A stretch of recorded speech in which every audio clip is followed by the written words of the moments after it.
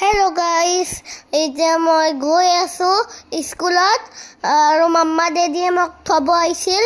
এই তোমাৰ স্কুল দেখিছে ন, আমাৰ দিদিয়ে কঙে আৰু প্ৰিন্সিপাল ছাৰে চবে ওয়েলকাম কৰিব, চবৰ কাৰণে ৱেইট কৰি আছিল।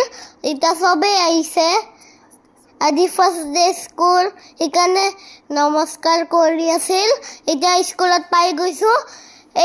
এইটো আগত এটা পাইছে ন ক্লাছৰুম, সেইটোৱে মোৰ ক্লাছৰুম আছিল।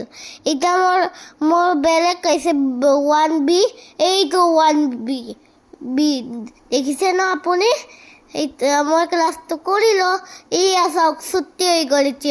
এতিয়া চবে মাম্মা দেদিয়ে ল'ব আহিছে। আজি মই মাম্মা আৰু দেদিক বহুত মিছ কৰিছোঁ। আজি 8 পৰা 2:30 লৈকে ক্লাছ হৈছে আৰু মই